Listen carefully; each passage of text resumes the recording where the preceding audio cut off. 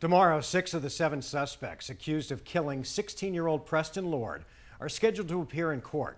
They're all facing charges of first-degree murder. Although several are juveniles, all suspects are being charged as adults. To learn more about how we got here, 12 News journalist Bianca Bono sat down one-on-one with both Queen Creek and Gilbert police chiefs. Bianca's live outside of the Gilbert Police Department tonight. Bianca?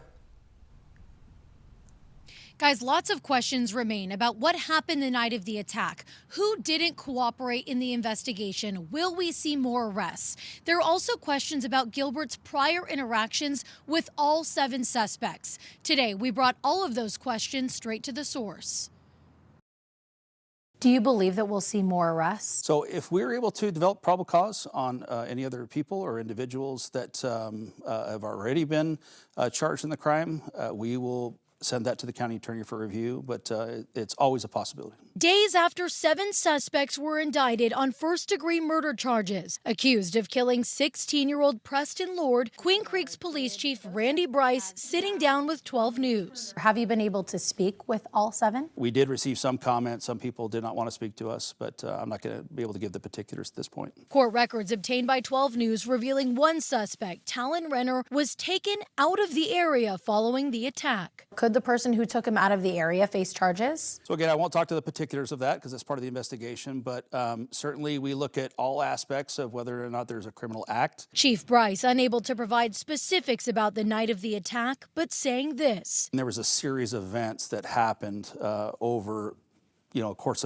of time that culminated in the final issue with Preston, but that stuff will come out during trial. In Gilbert, Police Chief Michael Solberg confirming they've had prior interactions with all 7 suspects, ranging from DUIs to assaults. Why didn't your department notice the trend of teen-on-teen violence earlier? With our teen violence cases, we saw some teen violence cases prior to Preston Lord's death.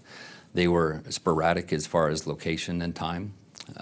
After Preston Lord was killed, that's when we had a huge influx of information, but that was after Preston was killed. I want to push back just a little bit on that because you've said in 2 years there were about 260 calls for reports of teen-on-teen violence. That averages, and I'm not saying it's the same every week, but to about 2.5 calls per week. Does that not raise a red flag? In a population of 287,000 people and roughly 16,000 calls per month, 2 calls per month or per week, I forgot what you said. We want to notice those trends. And, I mentioned that we had been responding to teen violence calls, but in 22 and end of 22 and early 23, that's when we started to notice the difference of the multiple suspects attacking an individual.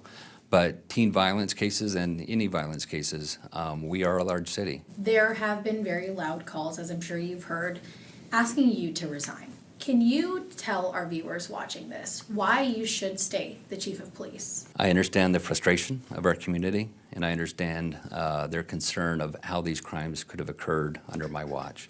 And that's why I wanted to make it very clear that we have properly investigated these investigations into teen violence. The delay in receiving this information is what caused some frustration from the community. It frustrates us as well. Had we had this information, we could have acted quicker. But once we received the information, we did thorough investigations and we made arrests. So I understand the frustration. My focus and our department's focus is continuing to provide an effective, safe, efficient law enforcement role for our community, making sure that our community is safe, working with our community to keep it safe.